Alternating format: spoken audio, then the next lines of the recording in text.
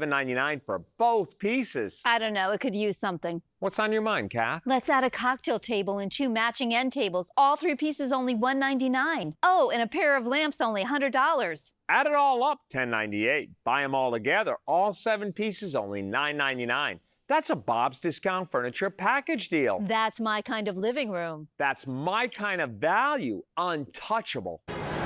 Only on 7 tonight, the list of criminal charges against this guy are troubling. And now ABC 7's I-Team found out this rape suspect is an immigration fugitive.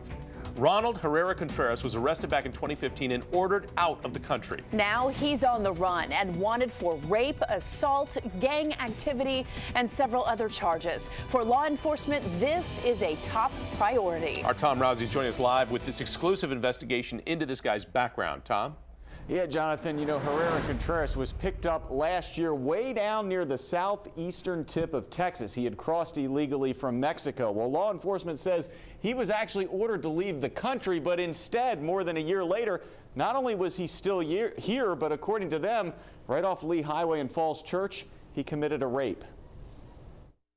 A spokesperson with U.S. Immigration and Customs Enforcement says finding Ronald Herrera Contreras is now a top priority for not 1, but 3 reasons. First, they give priority to relatively recent immigrants. Also, he's an alleged gang member, and he's now wanted for rape.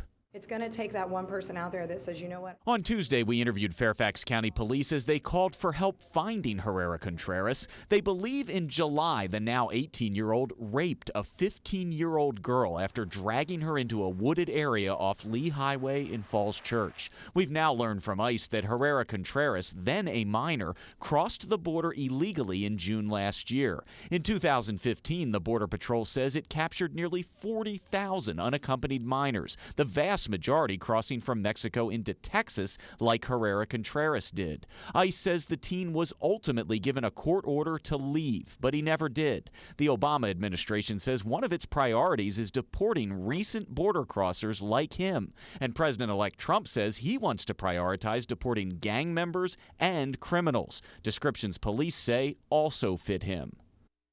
Tonight, Fairfax County Police tell me Herrera Contreras may be hiding out somewhere in Northern Virginia, but they also think he may be splitting his time between our area and New Jersey. Now, as we said, it's not just local police, but federal authorities who want this guy. So if you have any information that could help law enforcement nab him, you're asked to please give law enforcement a call. Reporting live tonight in the newsroom, I'm Tom Rousey, ABC 7 News. And we are following some breaking news right now out of Fairfax County, where there is a serious crash on the Beltway in Springfield. Now, these are live pictures right now from our traffic cameras at the outer loop area. Several cars are involved, and you can see here all lanes are blocked.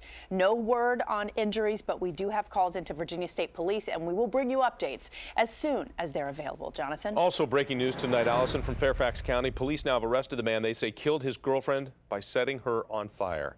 Police say Lewis Reeder was arrested near Richmond thanks to a tip that they received. Dolores Williams died last night, 12 days after she had been brutally attacked and set on fire.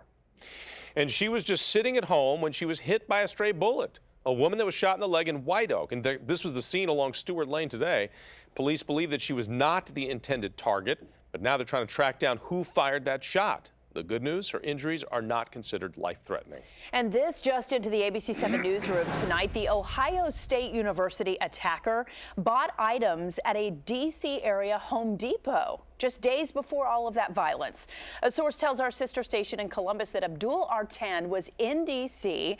He bought items at the store and then returned some or all of them before leaving the city. There's no word on why he was here. Artan was killed by police after he rammed his car into that crowd at OSU and then started slashing people. Investigators believe he may have been inspired by ISIS.